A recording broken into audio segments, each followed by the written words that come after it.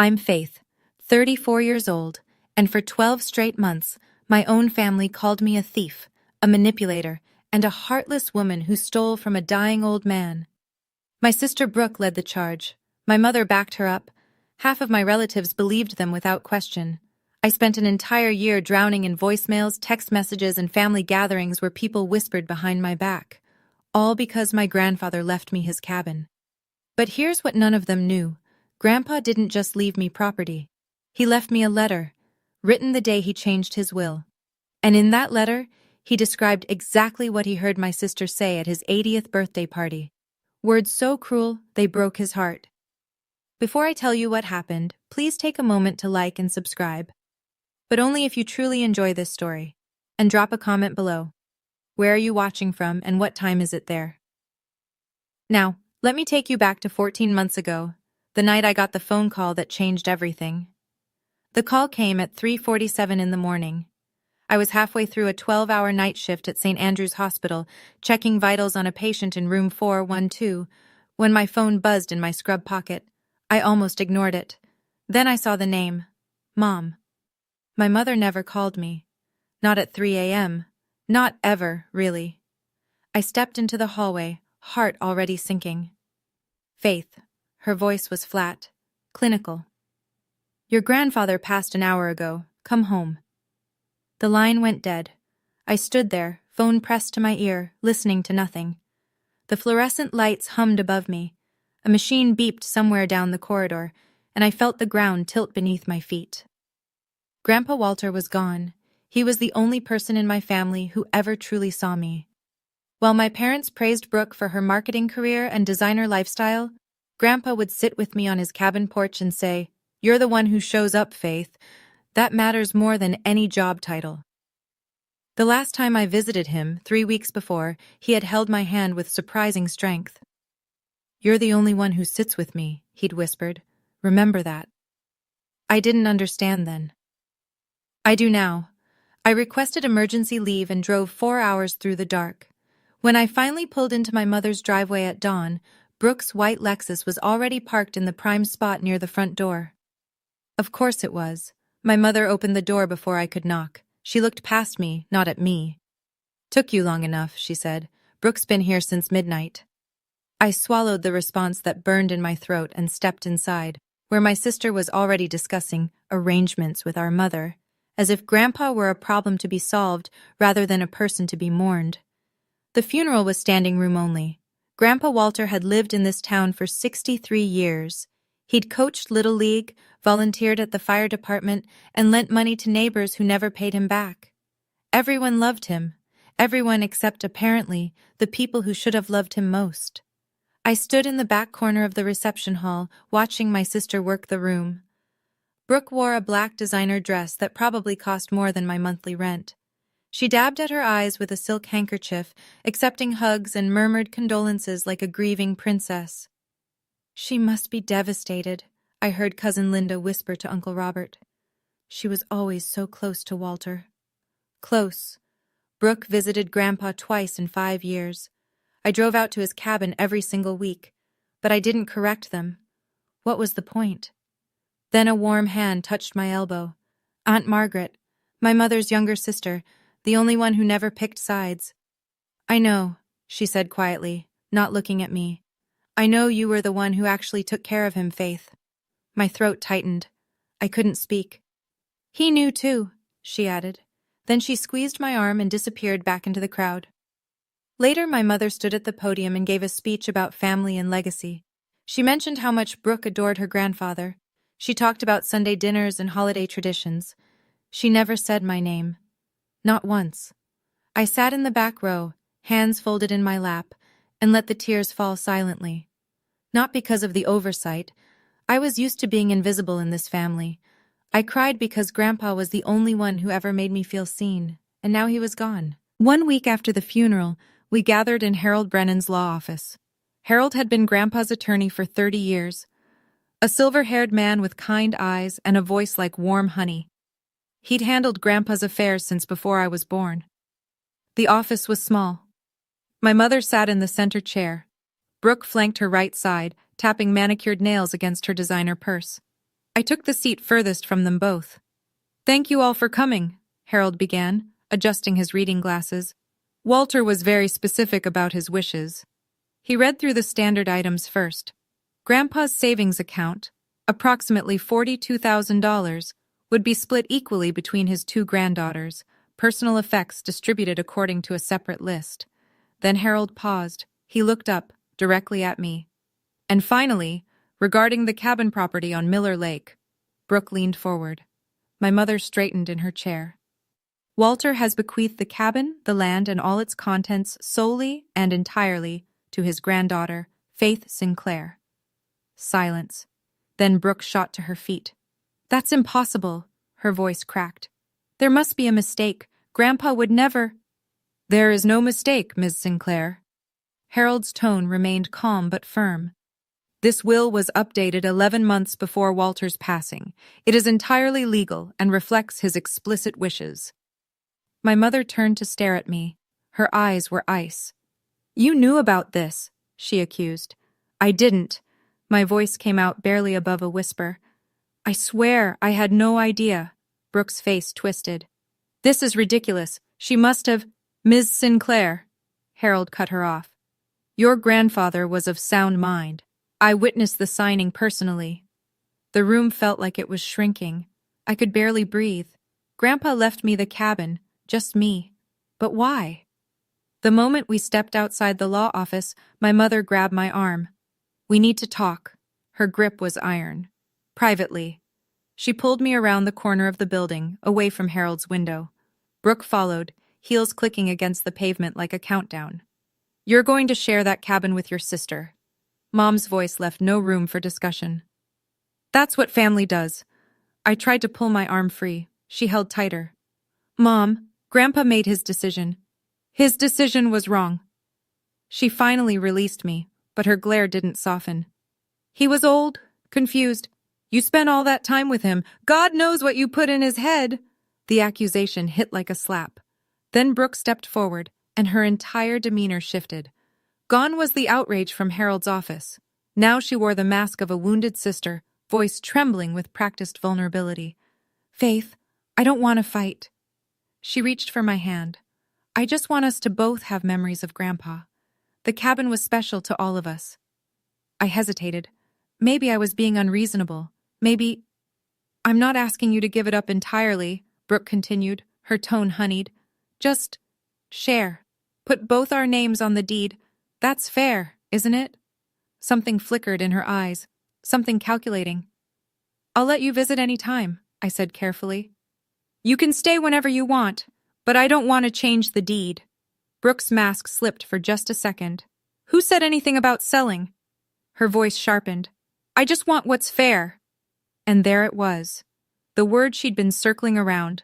Selling. She didn't want memories. She didn't want Grandpa's legacy. She wanted the money. That night, I sat alone in my apartment and let the memories wash over me. The cabin on Miller Lake wasn't just a building. It was 50 years of my family's history pressed into weathered pine walls and creaking floorboards.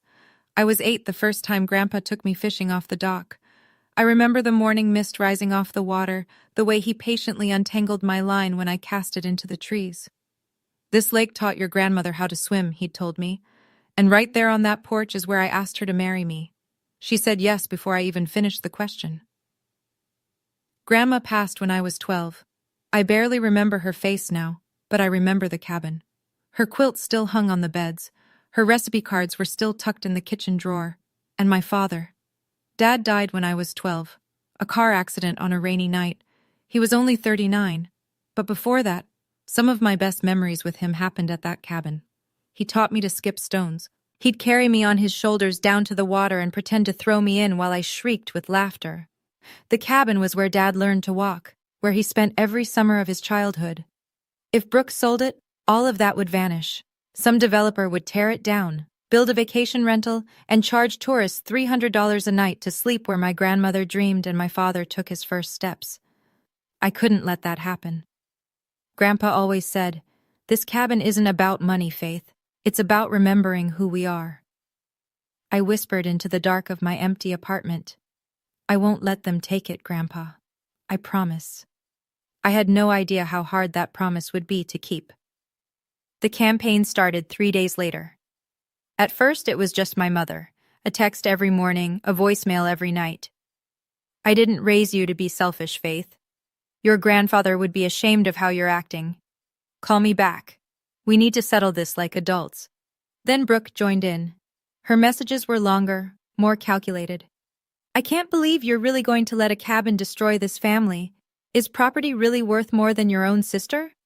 By the second week, the extended family had mobilized. Cousin Linda, Uncle Robert, Aunt Patricia from Ohio, whom I'd met exactly twice in my life. Faith, honey, I heard about the cabin situation. You know, family is more important than real estate. 7 or 8 messages a day, sometimes more. I stopped counting after the first month. At work, I could barely focus. My supervisor pulled me aside after I nearly gave a patient the wrong medication. Faith, is everything okay? You seem somewhere else lately. I wanted to tell her. I wanted to explain that my family was slowly dismantling my sanity one text message at a time, but what could she do? I'm fine, I lied. Just tired. At night, I'd stare at my phone and watch the notifications pile up. Each one was a tiny knife. Brooke. Mom cried all night because of you. Happy now? Mom. Your grandmother would weep if she saw what you've become. Cousin Linda. I always thought you were the sweet one. Guess I was wrong. The worst part? Some nights I believed them. Maybe I was being selfish. Maybe I was tearing the family apart over a building. Maybe Grandpa had made a mistake. Then I'd remember his hand in mine, his voice in my ear. You're the only one who sits with me, Faith. And I'd hold on for one more day. The call came at 11:47 p.m. I had just finished a double shift. 12 hours on my feet, 3 emergencies, 1 patient coding on the table. I was so tired my hands shook as I unlocked my apartment door. My phone rang. Mom. I almost didn't answer. But guilt, that old familiar companion, made me swipe accept. Faith. Her voice was thick, trembling. I can't sleep. This is killing me. I leaned against my kitchen counter, too exhausted to sit down. Mom, it's almost midnight. Your sister is falling apart. She cut me off. She's not eating. She's not sleeping. She loved your grandfather just as much as you did, and you're treating her like a stranger. I pressed my palm against my forehead. Mom, I offered to share the memories. I said she could visit any time. Listen to yourself. Her voice rose. You sound like a lawyer. When did you become so cold? When did you stop caring about your own family? The words landed like punches, each one deliberate, each one designed to wound. I'm not trying to hurt anyone, I managed. I'm trying to honor what Grandpa wanted. What Grandpa wanted? She laughed bitterly. You think you knew him better than his own daughter? Better than Brooke? Yes, I thought. I did. But I didn't say it. Silence stretched between us. Then my mother's voice dropped to something cold and final. I don't know who you are anymore, Faith. Your father would be ashamed of you. The line went dead. I stood there in my dark kitchen, phone still pressed to my ear, listening to nothing. Then I slid down against the cabinet and cried until I had nothing left. She always knew exactly where to strike, and she never, ever missed. 2 weeks later, my mother summoned me to her house. A family meeting, she called it. Just the 3 of us, to talk like civilized people. I should have known better. I walked into her living room to find Brooke already seated in the armchair, legs crossed, expression perfectly composed. My mother stood by the fireplace like a general surveying a battlefield. Sit down, Faith. Mom gestured to the couch. Let's be adults about this. I sat. I waited. Brooke spoke first, her voice dripping with false reasonableness. I don't want to fight anymore. I just want fairness. Then respect Grandpa's wishes, I said quietly. His wishes were influenced. Brooke leaned forward. He wasn't thinking clearly at the end. My stomach dropped. Are you saying he was mentally incompetent? Nobody's saying that, Mom interjected quickly. We're just saying, you spent so much time with him, you could have... Could have what? I kept my voice steady, but my hands were shaking. Manipulated a dying man? Is that what you think I did? Silence. Brooke looked away. Mom pressed her lips together. No one's accusing you of anything, Brooke finally said. but her eyes told a different story. I stood up. You are accusing me. You've been accusing me for weeks. I grabbed my purse. Grandpa knew exactly what he was doing, and if you can't accept that, then this conversation is over. Faith, Mom stepped toward me. No. I held up my hand.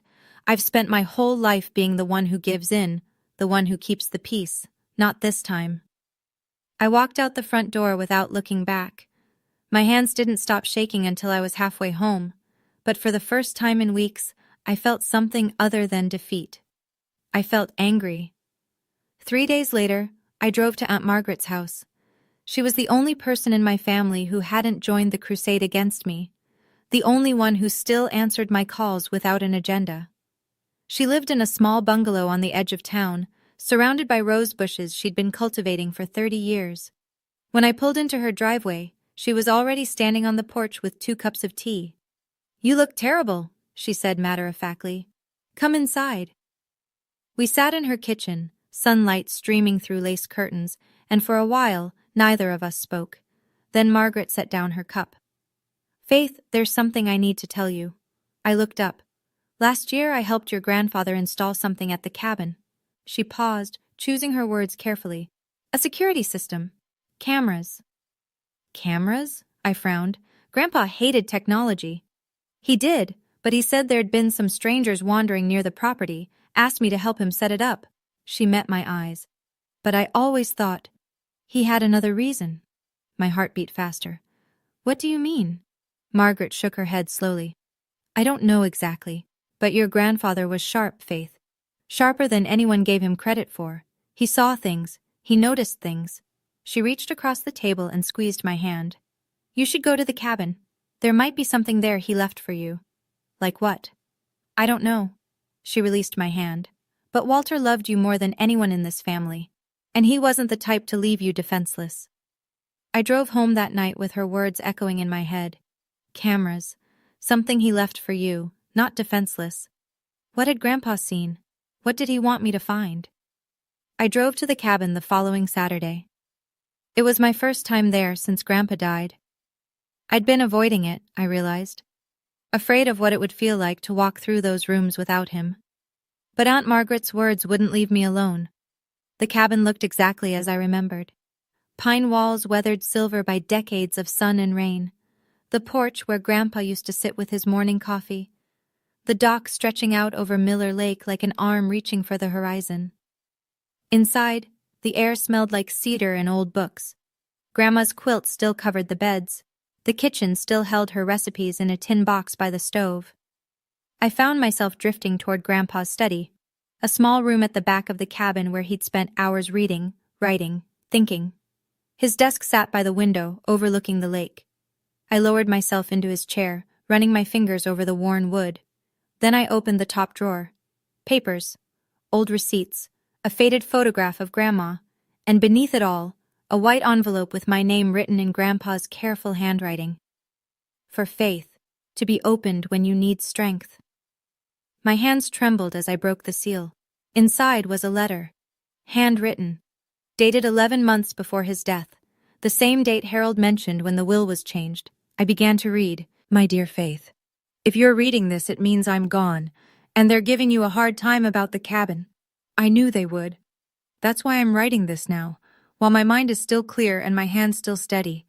There's something you need to know about your sister, something I saw with my own eyes. I stopped breathing. What did he see? 2 months after the will reading, Aunt Patricia hosted a birthday dinner at her house. I almost didn't go, but staying away would only give them more ammunition. See? She's avoiding the family. Guilty conscience. So I went. I arrived 20 minutes late. My shift at the hospital ran over, and the moment I stepped through Patricia's front door, I felt it. That particular silence that falls when everyone has been talking about you. Brooke stood in the center of the living room, surrounded by cousins and aunts. She paused mid-sentence when she saw me. Faith. Her smile didn't reach her eyes. We were just discussing the cabin situation. I kept my voice calm. Were you? I was explaining to everyone how you refused to even consider sharing. Brooke tilted her head, playing the wounded sister to perfection. After everything Grandpa did for both of us. I felt 20 pairs of eyes turn toward me, judging, waiting. I'm honoring Grandpa's wishes, I said quietly. He made his decision. Brooke laughed, a brittle, practiced sound. See, she doesn't care about family. She turned to the crowd. She only cares about real estate. A few people chuckled. Someone whispered something I couldn't hear. Cousin Linda stepped forward. Faith, honey, is it true you're keeping the whole cabin? Grandpa left it to me. Yes. And you won't share with your own sister?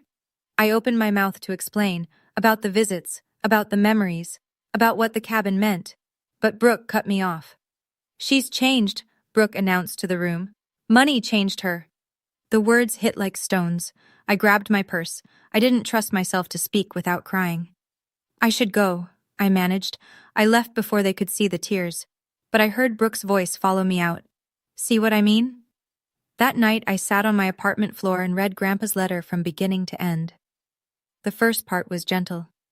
He wrote about his love for the cabin, his memories with Grandma, his hopes that I would preserve it for future generations. Then the tone shifted. Faith, at my 80th birthday party, something happened that I never told anyone. It was around 9 o'clock. The party was winding down. My back was hurting, so I stepped outside to get some air. I walked around to the side porch, the one facing the lake. That's when I heard voices. It was Brooke. She was talking to that friend of hers, the blonde one with the loud laugh. They were standing by the railing smoking cigarettes. They didn't know I was there. I heard Brooke say. My hands were shaking so badly I could barely hold the paper. She said, God, how much longer is he going to hang on? This place is worth at least $350,000. Her friend laughed. Then Brooke said, and Faith, I will never forget these words. I wish he would just die already so we can sell this place. I stood there in the dark, listening to my own granddaughter wish me dead. I didn't confront her. What would be the point? But the next week, I called Harold and changed my will. The cabin is yours, Faith. Not because Brooke doesn't deserve it, though she doesn't, but because you were the only one who ever saw me as a person. Not a burden, not a price tag, just your grandfather. P.S. Check the security system. I recorded everything. I set the letter down. My chest felt hollow, empty. Grandpa heard her. He stood there in the dark and heard his own granddaughter wish him dead. And he never said a word. The next morning I drove back to the cabin. I called Aunt Margaret on the way. The security system, I said. Where does it store the footage? She was quiet for a moment, then. There's an external hard drive. He kept it in the closet of his study, inside a shoebox. I found it exactly where she said. A small black device, dusty but intact. I plugged it into my laptop with trembling fingers. The interface was simple, organized by date. I scrolled back to Grandpa's 81st birthday, found the exterior cameras, found the timestamp, 9:47 p.m. I pressed play. The footage was grainy but clear enough. The side porch came into view. Two figures stood by the railing, cigarettes glowing orange in the dark. Brooke, and her friend Jessica. I turned up the volume. Honestly, the upkeep on this place must be insane. Jessica's voice crackled through the speakers. Tell me about it. Brooke exhaled smoke. And he just sits here, deteriorating while this property loses value every year. Can't you just talk to him? Brooke snorted. He's stubborn. Won't sell. Won't even discuss it. A pause. Then Jessica. What's the place worth? At least $350,000, maybe more with the lakefront. Damn. Another pause.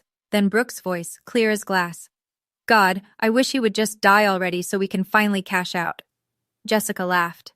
Morbid, but fair. I'm serious. The longer he holds on, the more money we're losing. I stopped the video. My hands weren't shaking anymore. Something had settled inside me. Something cold and certain. I backed up the video onto a USB drive, then another, then emailed a copy to myself. Brooke thought she could erase the truth. She had no idea who she was dealing with. 1 week later, I got a call from the cabin's nearest neighbor, Mr. Henderson. Faith, it's Bill Henderson from down the road. His voice was concerned. I saw someone at your grandfather's cabin earlier. Didn't look like you. My blood ran cold. What did they look like? Blonde, drove a white car, fancy looking. Brooke. I called the police and drove down immediately. By the time I arrived, a deputy was already there, taking notes. No signs of forced entry, he told me. But someone definitely went through the place. Drawers pulled out, closets ransacked. I walked inside, my heart pounding. The study was destroyed, papers scattered everywhere, books pulled from shelves, and the top drawer of Grandpa's desk, the one where I'd found the envelope, was empty. The original letter was gone. I stood in the middle of the chaos and felt a laugh building in my chest. Not a happy laugh, something darker. Brooke had come looking for the letter. She must have known, somehow, that Grandpa had written something down. Maybe she'd glimpsed him writing it and thought he was just rambling old man nonsense. Now she knew better. The deputy was watching me with concern. "Ma'am, is anything valuable missing?" "Just a letter," I said. "A personal letter from my grandfather." "Do you know who might have taken it?" I met his eyes. "I have a pretty good idea." He nodded slowly. "We'll file a report. But without proof." "I understand." I waited until he left. Then I walked to my car and opened the glove compartment. Inside, a photocopied version of the letter and a USB drive with the video. Brooke thought she'd won, but she'd only stolen the original. I'd been a nurse for 12 years. Rule number 1, always keep backup records. 1 year after Grandpa's death, my mother organized a memorial dinner. To honor Walter's memory, she announced in the group text. All family members welcome. 23 people confirmed attendance. Aunts, uncles, cousins, second cousins, the whole Sinclair clan gathered under one roof. I knew what it really was, another opportunity for Brooke and Mom to paint me as the villain, but I went anyway. I wore a simple black dress. In my coat pocket, I carried a photocopied letter and a USB drive. The dinner was at my mother's house. When I arrived, the driveway was already full of cars. I could hear laughter and conversation through the windows. I paused on the front steps, hand on the doorknob. This was it. 1 year of accusations, 1 year of whispered insults and family cold shoulders. 1 year of being called heartless, selfish, a thief. Tonight, it ended. One way or another. I walked inside. The living room was packed. Candles flickered on the mantel beside a framed photo of Grandpa. People balanced plates of food and glasses of wine. The air smelled like roast chicken and expensive perfume. Brooke spotted me first. She stood near the fireplace, looking confident and relaxed. Why wouldn't she? She'd destroyed the letter. She thought she was safe. My mother approached me before I could take off my coat. "Faith," her voice carried across the room. Several conversations paused. "After a whole year, have you finally reconsidered your position on the cabin?" I met her eyes. Then I looked at Brooke, who was watching with barely concealed smugness. "I've thought about it a lot, actually," I said calmly. "In fact, there's something Grandpa wanted everyone to know." Brooke's smile flickered. "Since we're all here together," I continued, "I think now is the perfect time. Now I want to pause here for a moment. If you've ever been in a situation like this, where your own family turns against you, where you're holding a truth that could change everything, you know exactly what Faith is feeling right now. What would you do? Would you read the letter? Or would you walk away and keep the peace? Comment below. I want to hear your thoughts. And if you're enjoying this story, hit that like button. It really helps. Now, back to the memorial dinner. I reached into my coat pocket and withdrew the letter. The room went quiet. "Grandpa left me a letter," I said, my voice steady. "He wrote it the same day he changed his will. I found it at the cabin, in his desk drawer." Brooke's face drained of color. "Where did you—" "Interesting story, actually." I looked at her directly. "Someone broke into the cabin last week and stole the original, but I'd already made copies." My mother stepped forward. "Faith, what is this about?" "It's about the truth, Mom." I unfolded the paper. "Something Grandpa wanted all of you to hear." I began to read.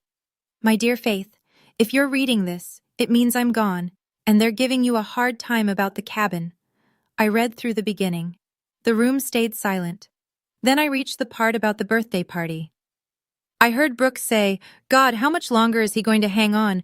This place is worth at least $350K. Gasps. Someone dropped a wine glass. It shattered against the floor, but no one moved to clean it up. Then Brooke said, and Faith, I will never forget these words. I wish he would just die already so we can sell this place. Brooke shot to her feet. That's a lie. Her voice cracked. She made it up. She forged that letter. I folded the paper calmly. I also have a video. Grandpa installed security cameras at the cabin last year. The conversation is recorded. Dead silence. My mother's face was gray. Aunt Margaret had her hand pressed over her mouth. Uncle Robert was staring at Brooke like he'd never seen her before. I didn't want to do this, I said quietly. But you left me no choice. Brooke was shaking. Mom, she whispered. Mom, tell them she's lying. But our mother said nothing at all. The silence lasted an eternity. Then my mother turned to face Brooke. Her expression was something I'd never seen before. Not anger, exactly. Something worse. Devastation. Tell me she's lying. Mom's voice barely rose above a whisper. Look me in the eye and tell me you never said those words. Brooke's mouth opened, closed, opened again. I was stressed that night. Her voice trembled. I didn't mean it literally. I was just venting. Venting? Uncle Robert cut in, his face reddening. You wished your own grandfather dead, for money. How do you not mean that literally? It wasn't like that. Then what was it like, Brooke? Aunt Margaret stepped forward. Because Walter asked me to help install those cameras. He told me he'd seen something that broke his heart.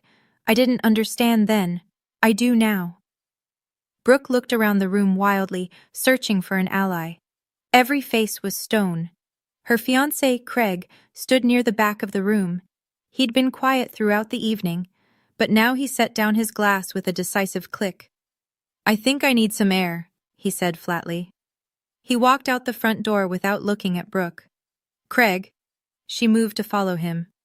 Let him go, my mother said. Her voice had aged 20 years in 2 minutes. Let him go, Brooke. Then Mom turned to me. Her eyes were wet. I defended her for a year, she said quietly. A whole year. I called you names. I said terrible things. And this whole time, she couldn't finish. Brooke stood alone in the middle of the room, surrounded by family who now looked at her like a stranger. For the first time in my life, I watched my sister have no one on her side. I wish I could say it felt good. It didn't. I stood up slowly, gathering my coat. The room remained frozen. 22 pairs of eyes fixed on me, waiting to see what I would do next. I kept my voice low, calm, the same voice I used when delivering difficult news to patients' families. I didn't come here to humiliate anyone. I looked around the room. I came here because for 12 months I've been called a thief, a manipulator, and a heartless woman who took advantage of a dying man. No one spoke. Grandpa left me the cabin because he knew I would protect it. Because I was the one who visited him every week. Because I was the one who sat with him when he couldn't sleep. My voice caught slightly. And because he knew that some people only saw him as a price tag. I turned to Brooke. She looked smaller somehow. Diminished. You will always be my sister, I said quietly. Nothing changes that. But you are not welcome at the cabin. Not anymore. Brooke's face crumpled. Then I looked at my mother. Mom, I love you. I've spent my whole life trying to earn your approval, trying to be good enough. I took a breath, but I can't keep setting myself on fire to keep everyone else warm. I need you to see me, really see me, not as the disappointing daughter, not as Brooke's shadow, as Faith. My mother's lips trembled. She reached out a hand toward me, then dropped it. I need time, I said. We all do. I walked to the door, paused with my hand on the knob. The cabin will stay in the family. Anyone who wants to visit and honor Grandpa's memory is welcome. I didn't turn around. But from now on, I decide who that includes. I walked out into the cold night air. I didn't look back. The fallout came faster than I expected. 3 days after the memorial dinner, Aunt Margaret called with news. Craig broke off the engagement, she told me. Packed his things and left Brooke's apartment yesterday. I closed my eyes. How is she? Devastated. Blaming everyone except herself. Margaret paused. Faith, don't feel guilty. This isn't your fault. I know. But knowing and feeling were different things. The family had fractured. Texts flew back and forth. Some people defending Brooke. She was just stressed. Others horrified by what she'd said. Who says that about their own grandfather? My mother hadn't spoken to anyone since the dinner. According to Margaret, she'd locked herself in her bedroom and refused phone calls. A week later, my phone buzzed with messages I never expected. Cousin Linda. Faith, I'm so sorry for how I treated you. I had no idea. Uncle Robert. Your grandfather was right about you. I should have listened. Even Aunt Patricia from Ohio. I owe you an apology. We all believed the wrong person. I read each message with mixed emotions. Gratitude, sadness, a strange hollowness. This was what I'd wanted, wasn't it? To be believed, to be vindicated. But victory felt nothing like I'd imagined. My family had broken apart. My sister was alone. My mother was lost in grief and shame. I'd won. So why did it feel like everyone had lost? That night, I sat in my apartment with a cup of cold tea and stared out the window at nothing. I didn't want this, Grandpa, I whispered to the dark. I just wanted the truth. But the truth I was learning had a cost, and now we were all paying it. 2 weeks after the memorial dinner, Brooke texted me. We need to talk. I stared at the message for a long time. Part of me wanted to ignore it. Part of me, the part that still remembered us as little girls building sandcastles at the lake, wanted to hope. I agreed to meet at a coffee shop downtown, neutral territory. Brooke was already there when I arrived. She looked terrible, unwashed hair, no makeup, dark circles under her eyes. A stranger would never recognize the polished marketing executive from 3 months ago. I sat down across from her. Neither of us ordered anything. Faith, her voice was raspy. Do you have any idea what you've done to me? I blinked. What I've done to you? Craig left me. The whole family thinks I'm a monster. Aunt Patricia uninvited me from Thanksgiving. Her eyes filled with tears. My entire life is falling apart, and it's your fault. I let out a slow breath. Brooke, I didn't make you say those words about Grandpa. I was venting. She slapped her palm on the table. Everyone says things they don't mean. It was one comment.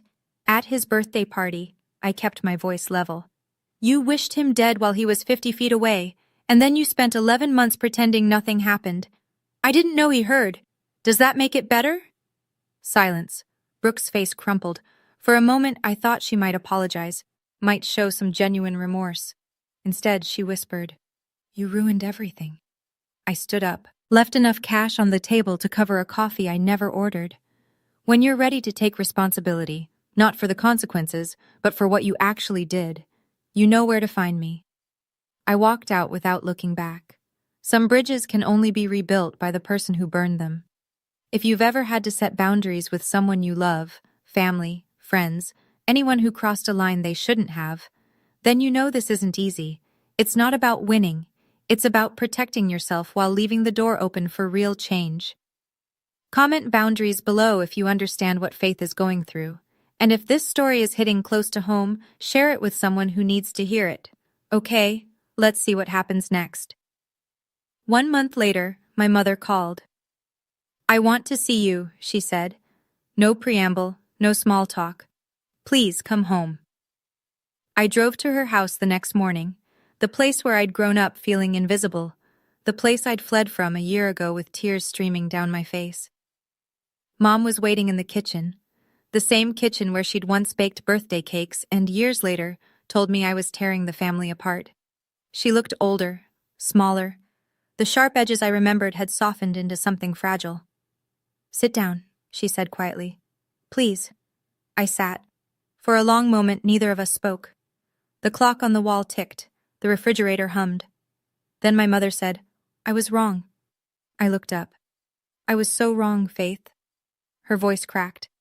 I wanted to believe Brooke because admitting the truth was too painful. She was always the one I understood. The one who was like me. She pressed a hand to her mouth. I didn't see you. I never really saw you. I didn't say anything. I couldn't. Your father loved that cabin, she continued, tears slipping down her cheeks. He spent every summer there as a boy. When he died, I couldn't bear to visit anymore. It hurt too much. She looked at me.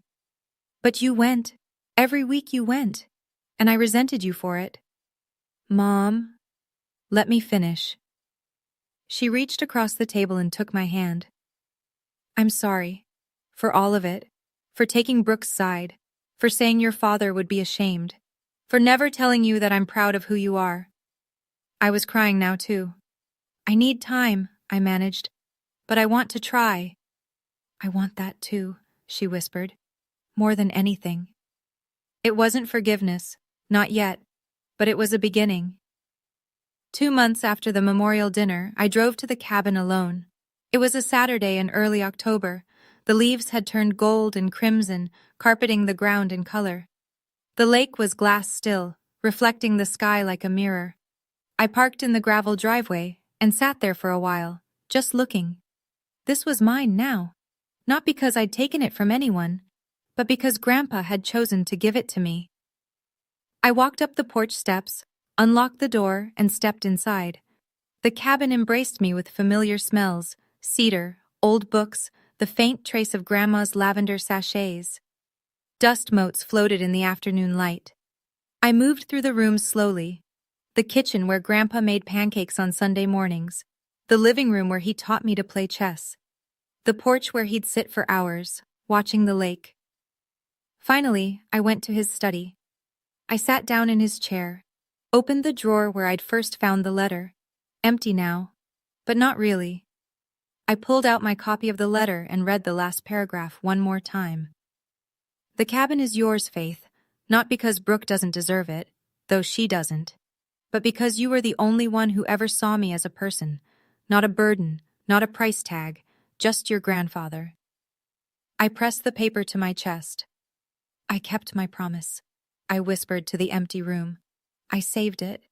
For you, for Dad, for Grandma. Outside, the wind rustled through the trees. The lake lapped gently against the dock. And somewhere, I like to think, Grandpa was smiling. I stayed at the cabin until the stars came out. For the first time in over a year, I felt at peace. The following weekend, Aunt Margaret came to visit. We sat on the porch in Grandpa's old rocking chairs, wrapped in blankets against the autumn chill. Steam rose from our cups of tea. The lake stretched out before us, painted orange and pink by the setting sun. He would be so proud of you, Margaret said softly. I shook my head. I don't know. I tore the family apart. No, Faith. She turned to look at me. The truth did that, and the truth needed to come out. We rocked in silence for a while. A loon called somewhere across the water. What are your plans for this place? Margaret asked. I'd been thinking about that a lot. I want to keep it exactly as it is, I said. Open for family, for anyone who wants to come and remember Grandpa the way he deserved to be remembered. Even Diane? Especially Mom. I took a sip of tea. We're working on things. It's slow. But she came here last week, first time since Dad died. Margaret smiled. That's something. She cried for 2 hours, but she said it felt like finally being able to breathe again. We watched the sun sink below the tree line. You know, Margaret said, your grandfather set boundaries too. Did you know that? I looked at her. 1987, his brother asked him for money to cover gambling debts. Walter said no. They didn't speak for 10 years. She met my eyes. But Walter never regretted it. He said some things are worth protecting, even if it costs you. I smiled slightly. Sounds like boundaries run in the family. The best things do. We stayed on that porch until the stars came out, just like Grandpa used to. Some legacies aren't about property at all. 6 months after the memorial dinner, my life looked completely different. I still worked at St. Andrew's, still pulled 12-hour shifts and held patients' hands when they were scared. But now, every weekend, I drove to the cabin. Sometimes I went alone. I'd read on the porch, fish off the dock, fall asleep to the sound of wind in the pines. Sometimes Mom came with me, Our conversations were still careful, still healing. But she laughed now. She talked about Dad without crying. She even brought some of his old fishing gear out of storage. He would have wanted it here, she said, where it belongs. Other family members started visiting too. Uncle Robert brought his grandkids to swim in the lake. Cousin Linda helped me repair the dock. Even Aunt Patricia made the trip from Ohio. I judged you unfairly, she told me. I hope you can forgive me someday. I already have, I said. And I meant it. Brooke never reached out again. According to Margaret, she moved to another city, started over somewhere no one knew her name. I hoped she found peace, genuinely hoped it. But I'd stopped waiting by the phone. Some relationships can't be rebuilt until the other person is ready to do the work. One Sunday afternoon, I hung a small wooden sign by the cabin door. I'd carved it myself, letter by letter. Where love lives, memories stay. I stepped back and looked at my work. This cabin held 50 years of my family's history. Grandma's laughter, Dad's first steps, Grandpa's quiet wisdom, and now, finally, my own story. Not the story of the daughter who was overlooked, not the thief, not the villain, just Faith, the one who stayed, the one who was seen. It was almost sunset when I settled into Grandpa's rocking chair one last time. The lake was gold. The trees were black silhouettes against a burning sky. Somewhere nearby, a woodpecker tapped its evening rhythm. I thought about the past 18 months, about that phone call at 3:47 a.m., the funeral where no one said my name, the will reading that turned my world upside down, the endless texts, the sleepless nights, the moment I almost believed I was the villain they said I was. And then the letter, the truth, the dinner where everything changed. I thought about Brooke, somewhere out there starting over. About Mom, finally learning to see me. About all the family members who had apologized, reconnected, rebuilt. I thought about Grandpa. You knew, I said to the empty air. Didn't you? You knew they would come after me. You knew I'd need proof. The wind picked up slightly, rustling through the leaves like a whisper. You didn't just leave me a cabin, Grandpa. You left me permission. Permission to stop shrinking myself for people who would never appreciate it. Permission to protect what matters. Permission to be seen, finally, as who I really am. I closed my eyes and let the evening wash over me. A year ago, I would have given anything to go back in time, to avoid the pain, the accusations, the family fractures. Now, I wouldn't change a thing, not because it was easy, but because on the other side of all that pain, I found something I'd been searching for my whole life, myself, the woman who stands up, the woman who tells the truth, the woman who sets boundaries, not out of anger, but out of love. Grandpa saw her before I did, but now, finally, I see her too. If you're still here, listening to my story, I want to tell you something. Maybe you're going through the same thing right now. Maybe your family has turned against you for standing your ground. Maybe you've been called selfish for setting a boundary. Maybe you're lying awake at night wondering if you're the bad guy. You're not alone. I spent 34 years being the good daughter, the quiet one, the one who never made waves. And you know what it got me? Overlooked, dismissed, blamed for things I didn't do. It took losing my grandfather to find my voice. Here's what I learned. 1. Silent kindness is eventually seen. Not always by the people you want to notice, but the right people, the ones who matter. They see it. They remember. 2. Setting boundaries isn't selfish. It's self-respect. And it's not just for you. It's for the relationship too. A relationship without boundaries isn't love. It's exploitation. 3. The truth can hurt, but living in lies hurts more. Sometimes you have to burn things down before you can rebuild them stronger. Grandpa didn't just leave me a cabin. He left me a lesson. Don't let anyone take that from you. He wasn't talking about property. He was talking about my sense of self, my worth, my right to be seen. Don't let anyone take that from you either. Thank you for staying until the end. If this story resonated with you, please hit that like button and subscribe. It helps more than you know. And if you have a story of your own, about family, about boundaries, about standing up for yourself when no one else would, share it in the comments. I read every single one.